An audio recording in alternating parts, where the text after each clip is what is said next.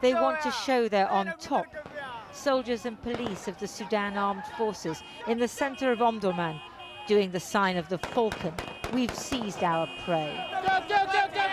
The aim is to demonstrate to us that they're back in control and that the people are happy to see them. But such triumphalism is premature. They may have driven the Rapid Support Force militia out of this part of Omdurman in March, but their enemy still occupies Omdurman's twin city, the capital Khartoum, and much of the rest of Sudan. We drive through a city of ruins. Imagine the shopkeepers, the people who lived here, the lives destroyed by this futile war. Families rescue a few belongings from looters. Every 100 meters or so, new local recruits have erected another checkpoint. Everyone's nervous. General Abdel Fattah Burhan presides over devastation, over a country that's coming apart, the legitimacy of his leadership open to question.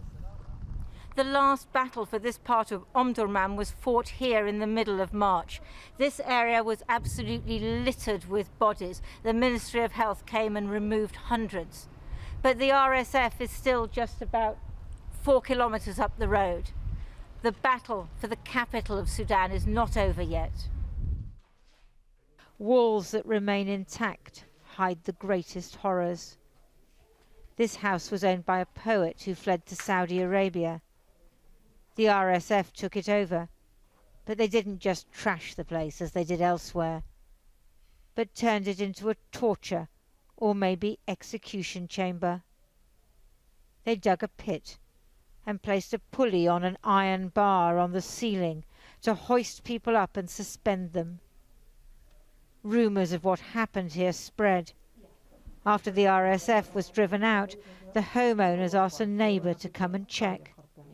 فدخلت هنا ما قدرت يعني اتخلعت من المنظر الموجود ده يعني أنا وصلت هنا الباب ويعني كنت في حالة بتاعت صدمة كده دي شنو دي الحاصل شنو فبعد ذاك جيت أخبرت شباب الحلة قلت لهم والله يا أخي في حاجة حاصلة كده غريبة يعني في البيت ده يعني من منظر الحديد والحفرة وكده يعني حاجة صعبة.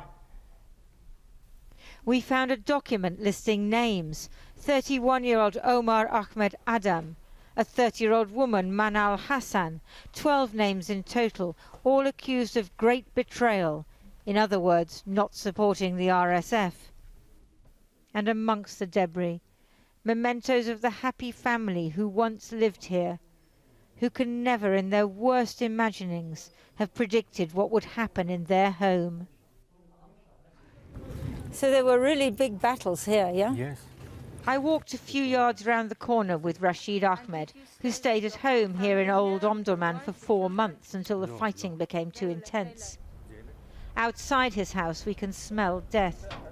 The piles of earth are makeshift graves. RSF slogans have been graffitied on the walls. This Oh, my this car. your car? This is my car, yes. It was your car? It was, yes. His house was badly damaged. A rocket hit after he left.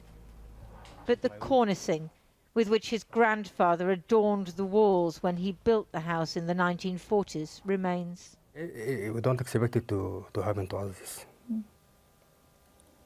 All in our dreams we can't imagine this.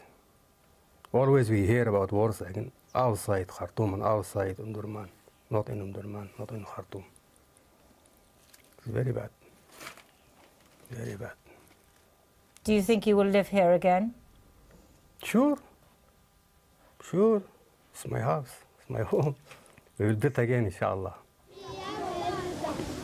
The children still play, even if they've fled their homes and are living in a school that doubles as a centre for the displaced.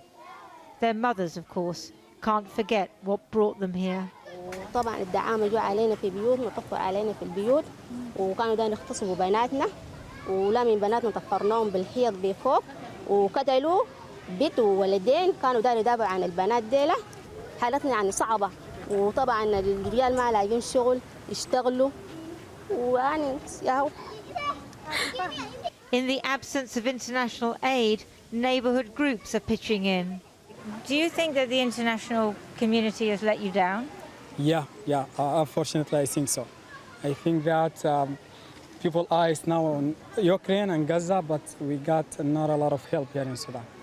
Basically, people need food and medicine, basically. Okay? Food and medicine, as simple as that? As simple as that. Because in war you see the best as well as the worst of humankind.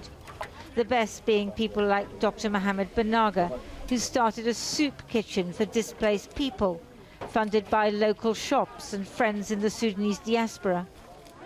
And you stayed here throughout the war. Were you not afraid? No, I'm not afraid. Afraid of what?